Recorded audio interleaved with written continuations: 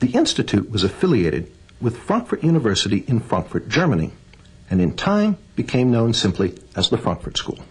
The Frankfurt School formally opened its doors on June 22, 1924, but it had already held its first seminar on theory in the spring of 1923.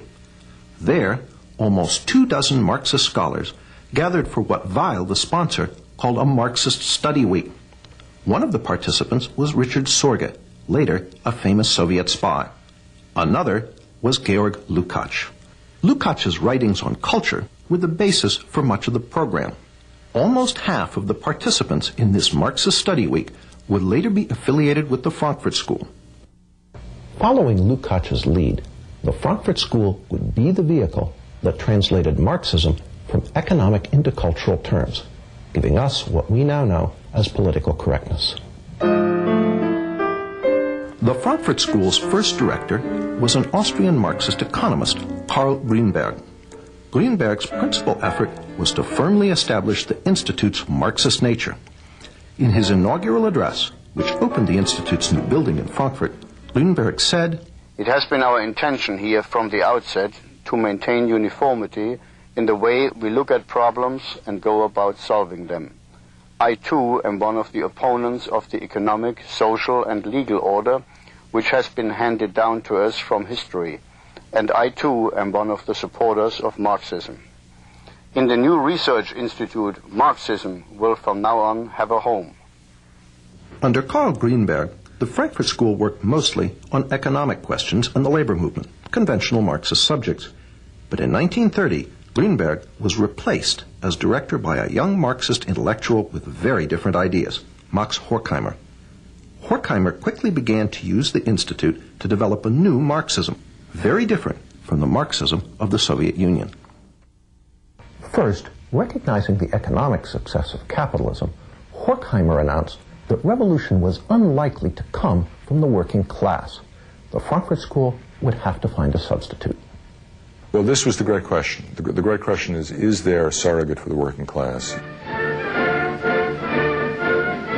The Frankfurt School would not find an answer to this question until the 1960s. But meanwhile, Horkheimer moved to revive Lukács's work by making the culture, not the economy, the central focus of the Frankfurt School's work. As Martin J. writes in his History of the Frankfurt School, The Dialectical Imagination, if it can be said that in the early years of its history, the Institute concerned itself primarily with an analysis of bourgeois society's socio-economic substructure, in the years after 1930, its prime interest lay in its cultural superstructure. Indeed, the traditional Marxist formula regarding the relationship between the two was called into question.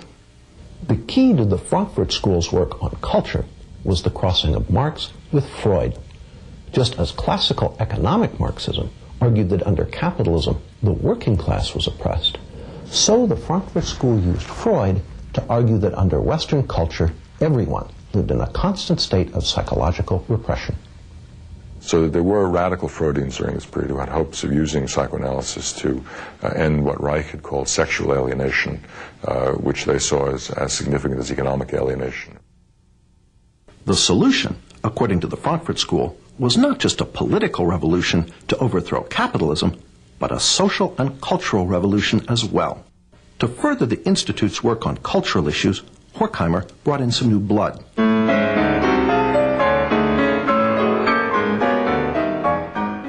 The new members included a sometime music critic, Theodor Adorno. Martin J. sees this edition as critical.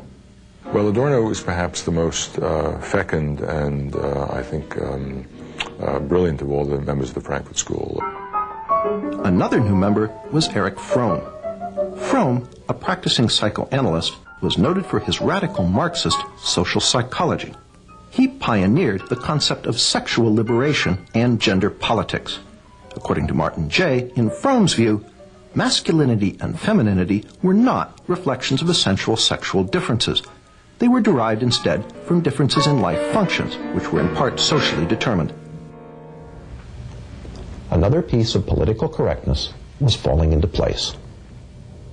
In 1932, Herbert Marcuse became a member of the Institute for Social Research. Marcuse would ultimately become the most important member of the Frankfurt School for the development of political correctness. In the 1950s and 60s, Marcuse would complete the translation of Marxism into cultural terms and inject it into the New Left. Martin Jay sums it up. In which Marcuse in the United States represented the most radical inclinations of the school, in a sense continuing the work they had done in the 1920s and into the 30s, a work that was inspired by Marxist Hegelian philosophy, very interested in the crisis both of capitalism and liberal democracy, trying to find alternatives to the working class. As it turns out, the Frankfurt School finally found their surrogates for the working class to create the cultural revolution they wanted. To conclude tonight's investigation into the origins of political correctness, here again is Bill Lind. As we've seen, the Frankfurt School, Marxist in origin, wanted to create a cultural revolution against Western society. And in the 1930s, they took their important first step.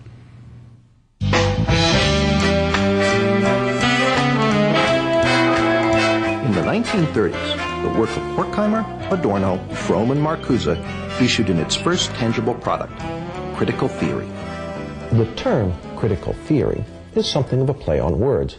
One is tempted to ask, what is the theory? The answer is, the theory is to criticize.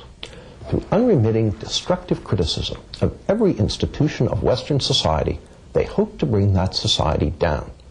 Critical theory is the basis for gay studies, black studies, women's studies, and various other studies departments found on American university campuses today. These departments are the home base of political correctness. David Horowitz was present at the birth of campus political correctness. Well, I was a radical in the 60s. I was a Marxist. My buddies were people like Tom Hayden. I edited the largest magazine of the left at the time, Ramparts. But the Frankfurt School was important in Marxism because they no longer believed really in the future. They only believed in destroying capitalism and destroying, bourgeois democracy is what we would have called it. And if you look at today's campuses, that kind of nihilism is really the dominant theme. That is, attack America. The Frankfurt School was careful never to define what critical theory was for, only what it was against.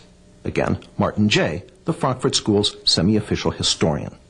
Critical theory itself always felt reluctant about being put in the straitjacket of systematization and defied its reduction to a simple definition. Critical theory actually attempted to politicize logic itself. Horkheimer wrote, "Logic is not independent of content. That means an argument is logical if it helps destroy Western culture, illogical if it supports it." Such twisted thought lies at the heart of the political correctness now inculcated into American university students. When there's 1% of the campus is conservative and the other 9%, and the other 9% of the people who care are incredibly liberal, you're going to get something approaching a socialist state. But how did the work of a small group of German Marxist intellectuals come to America? In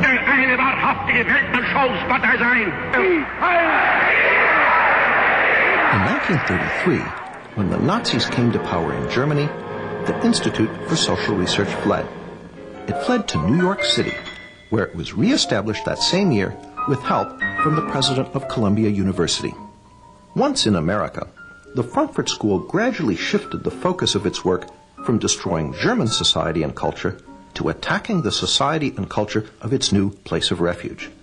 Not only did they apply critical theory to American society, they added some new elements.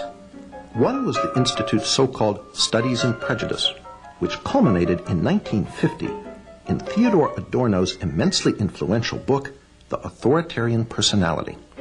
In it, Adorno argued that the American people possessed many fascist traits, and that anyone who supported traditional American culture was psychologically unbalanced. It is no accident that today the politically correct are quick to label their opponents fascists and suggest that they need psychological treatment in the form of sensitivity training. People over profits! People over profits!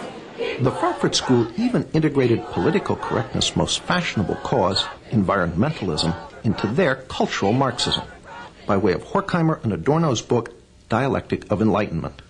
Well, they were very interested in what's called the domination of nature. Dialectic of Enlightenment in particular moved the emphasis away from economic domination to the species domination of the natural world, including, we might say, internal nature through psychoanalytic understanding of repression. So they were very keen on recognizing that we needed to have a more nurturant and a more, let's say, balanced relationship between humankind and the natural world.